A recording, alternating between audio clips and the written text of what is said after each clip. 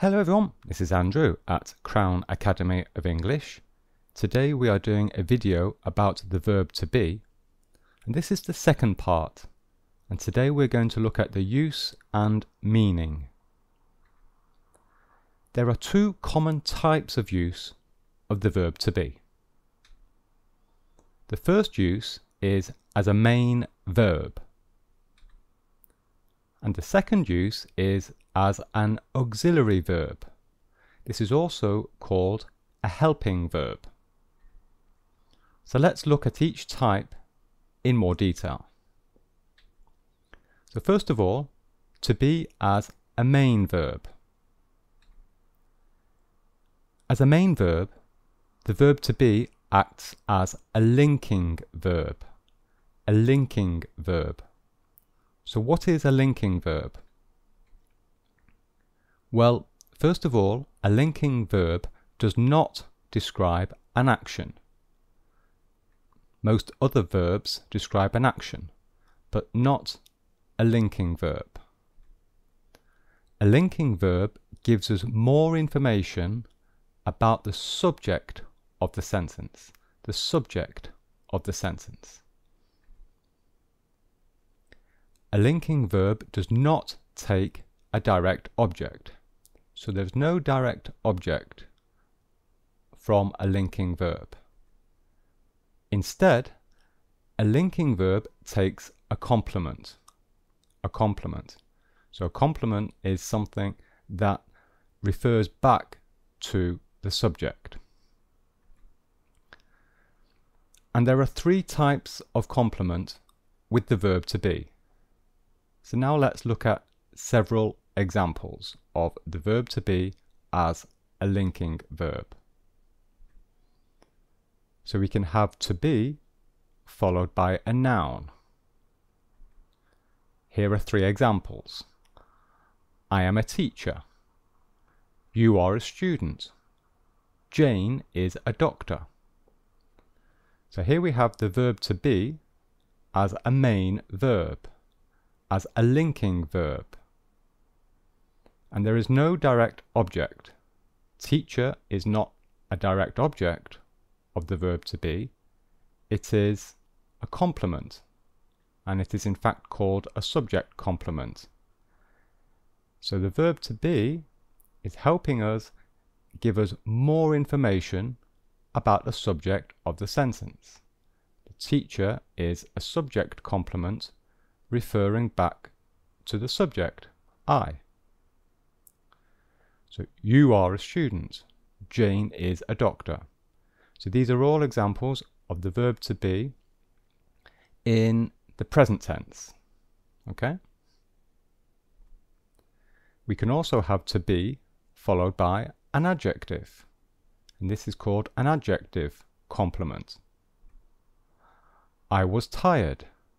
You are old. Mark is sad. We were hungry. Okay? So again, this is referring back to the subject. There is no action here. We are just describing the subject. We are giving more information about the subject of the sentence. So here we have the verb to be in the past tense. I was. This is the present. This is the present. This is the past. Okay? So the verb to be is a main verb, a linking verb. And finally, we can have the verb to be with a prepositional phrase. I was in the kitchen. You are under the bridge. They are from Japan. So here are the prepositional phrases in pink. And before it we have the verb to be acting as a linking verb. And this is the past, this is the present, and this is the present. And again, there is no action here. We are simply giving more information about the subject of the sentence. So here we are just simply giving more information about where I am, the location, or where they are from. So these are prepositional phrases. So to be, when it is a main verb, the use and the meaning is it indicates the existence of a person or thing. For example, here we are indicating the existence. Or it gives us more information about a person or thing. Like here and here, we are giving more information about the subject. Okay, but there's no action. Now let's look at to be as an auxiliary verb. An auxiliary verb is also called a helping verb because it helps another main verb. Let's look at an example. I am walking. So here we have I am is the verb to be. This is the auxiliary verb, and it is helping the main verb walking. So the whole thing, am walking, I am walking, this is the present continuous tense. So in other words, the present continuous tense is made up of two parts.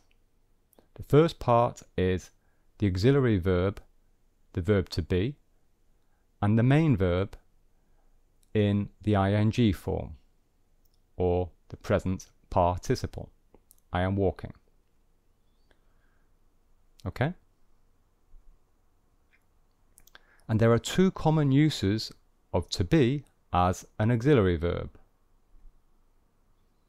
First one is to be plus the present participle in all of the continuous tenses. This is an example here. But there is another type, another use, and it is to be followed by the past participle. And this gives us the passive voice. The passive voice. So let's look at these uses in a bit more detail. So to be plus the present participle. So as we have already seen, this structure gives us the continuous tenses. So let's look at some of those continuous tenses. The present continuous, this is quite easy. I am walking, you are walking, he, she, it is walking, we are walking, you are walking, they are walking. So this is the conjugation of the present continuous tense. So it is made up of two parts. The verb to be as an auxiliary verb and the main verb walking in the present participle form or the ing form. Past continuous. And this is made up of the verb to be in the past tense. I was, you were, he, she, it was, we were, you were, they were, plus the present participle, walking. Okay? So this is the auxiliary verb. This is the main verb. Future continuous. I will be walking, you will be walking, he, she, it will be walking, we will be walking, you will be walking, they will be walking. And finally, the present perfect continuous. I have been walking, you have been walking, he, she, it has, with an S, been walking, we have been walking, you have been walking, and they have been walking. So, in red, this is the form of the verb to be, and this is the auxiliary verb, which is helping the main verb, walking. And together, they form the complete tense, future continuous, present perfect continuous. Okay? Passive voice. So the auxiliary verb to be plus the past participle gives us the passive voice. Here are some examples. The dog is called Toby. The dog is called Toby. Here is the verb to be, and here is the past participle of the verb call. Called, ed. So what is this structure? Well, it is the present tense and it is the passive voice, is called. Another example, the kitchen was cleaned yesterday. Was cleaned yesterday. Here we have the verb to be in the past tense, followed by the past participle, the ed form, cleaned. So this is the past tense, and it is the passive voice. The shirts were made in China. The shirts were made in China. And again, this is the past tense, past tense, passive voice. And this is the third person plural, were made. Okay, so this is the verb to be as an auxiliary verb, and this is the past participle of the verb make. This is irregular, but it is the past participle of the verb make, made. The bridge will be built next year. And this is the future tense passive voice. So will be is the future tense of the verb to be, and built is the irregular past participle form of the verb build. Built. So this is the future tense passive voice. So the meaning of this is yes, someone will build the bridge next year.